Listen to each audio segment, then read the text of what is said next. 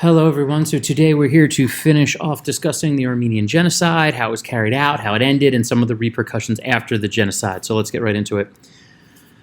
So there were a variety of ways that killings were carried out in the genocide. So once that deportation order went through, the systematic rounding up and moving the Armenians around and killing them all at the same time began. And one of the most common early forms of this killing were death marches, in which these people were put out into the roads and through the wilderness trying to get to concentration camps, which I'll talk about later. As you can see here, strewn all the way out, you see the Ottomans in the front on the horses, the people walking behind. Here you see a close-up on the bottom of it to the right.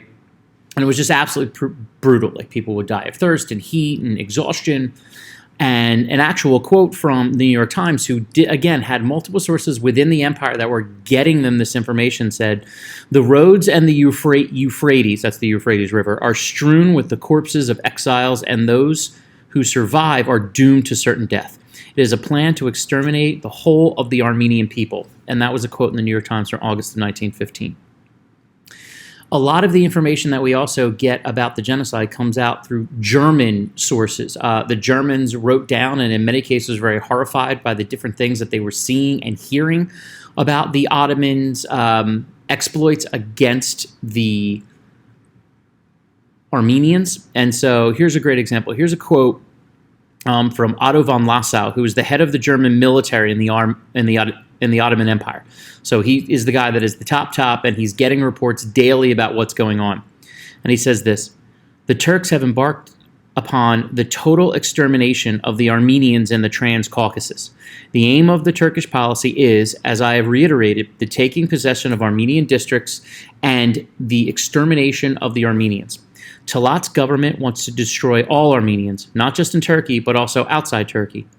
On the basis of all the reports and news coming to me here in Tiflis, there can hardly be any doubt that the Turks systematically are aiming at the extermination of the few 100,000 Armenians who are left alive now." And that was from 1918. Along with this, of course, we just have terrible and enormous amounts of rapes. Women were actually paraded around naked quite often. They were sold as sex slaves, and when people were done with the rapes, would also be murdered. Now, there was an organization that was created to carry all of this out. It was called the Special Organization. They were much like the SS in Nazi Germany, and they were basically created to carry this out. Some of them were within the Ottoman military. Others were specifically recruited by this. But again, this adds to the systematic, organized nature of this, which, again, has us categorize it as genocide. They also set up a variety of different concentration camps that were just absolutely terrible. On the right there, you actually see kind of a tent city where one of the camps was. On the bottom, you actually see a Ottoman official teasing children with food.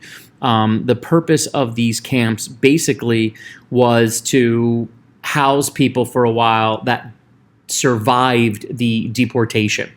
Sometimes they would be put to work, but more often than not, they were just kind of left there until they were taken and killed somewhere. Food and water were regularly denied to the people there. They would also set up mass graves here, and many thousands would also die from diseases like dysentery, which is an infection in your intestines, which causes massive diarrhea, and you basically die of dehydration. It just continues to get worse. And I mean, we're not done there. What else do we see? We see mass burning, people literally being gathered together into homes and burned alive. On the top there, you see strewn bodies laid out. Mass drowning. This was typically done with children, where they literally would go out into like the Black Sea and just throw people overboard so that they would drown. Doctors were very much involved in this as well. We have doctors administering morphine overdoses.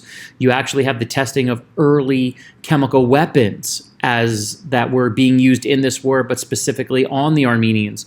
And probably the one that gets me the most was actually we do have multiple pieces of evidence that points to Ottoman doctors inoculating people with typhus, so that not only they die with typhus, but then they spread and others die from typhus.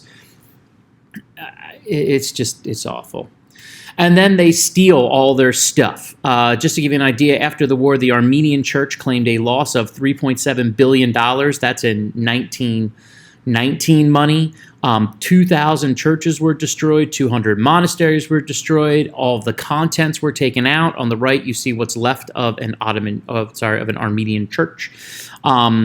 Property was seized. Goods were seized. We actually see the seizure of property of Armenians that go all the way up to 1930.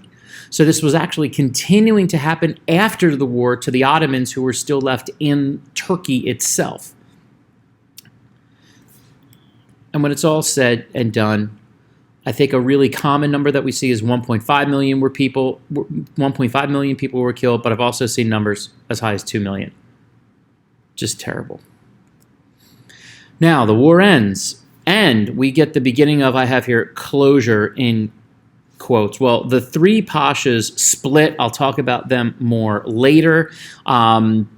Eventually, Damat Ferit Pasha, who took over the Grand Viziership after Talat left, was actually summoned to the Paris Peace Conference by the U.S. Secretary of State Robert Lansing to discuss the genocide, where evidence points to he actually admitted to it. And so as a result, trials were organized and held. The three Pashas were actually found guilty in absentia and were sentenced to death. However, no one could find them, and frankly, no one really tried hard.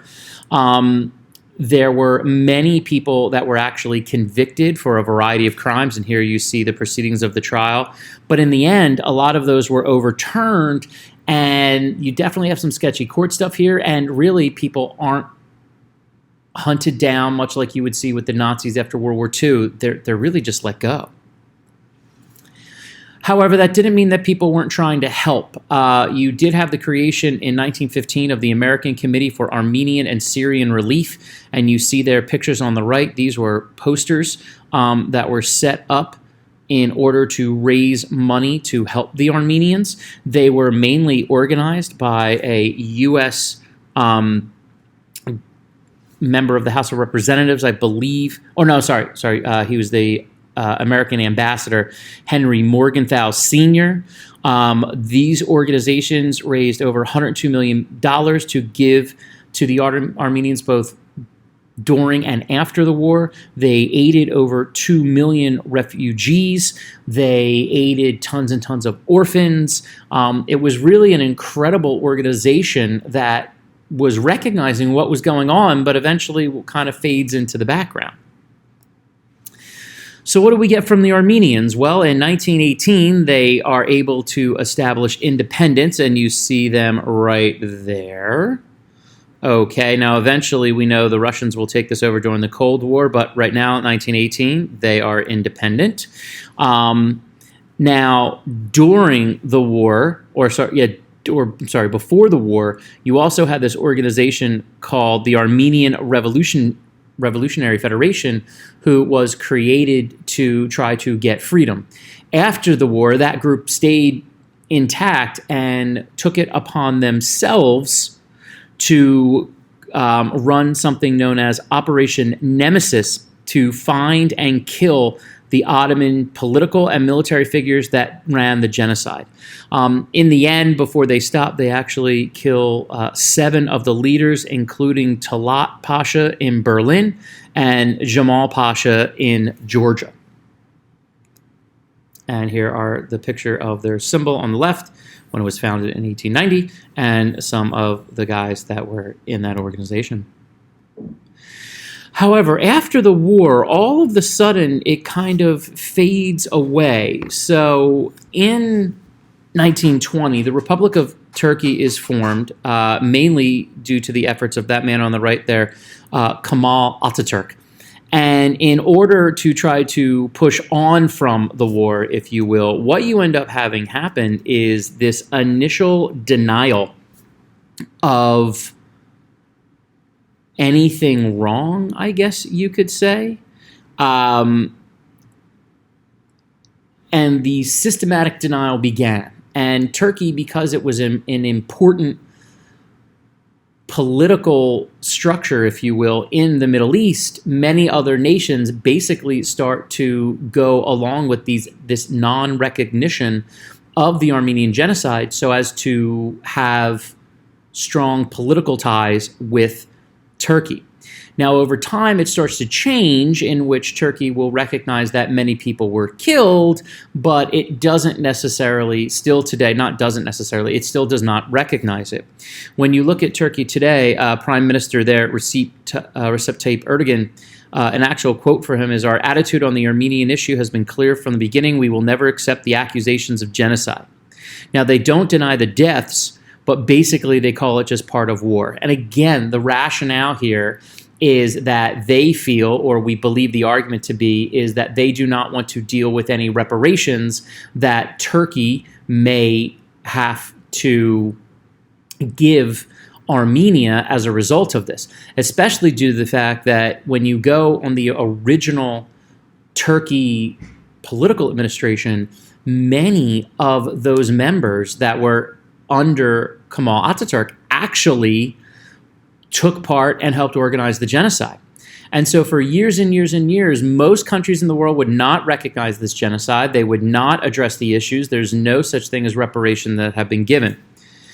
And now over time, that's started to change. So here's a map actually from 1918 of the nations that actually call it genocide.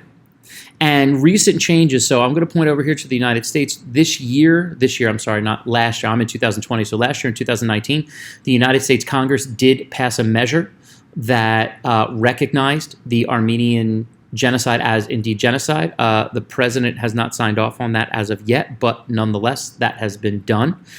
So this has kind of moved up from this regional recognition to it is the government recognition as well.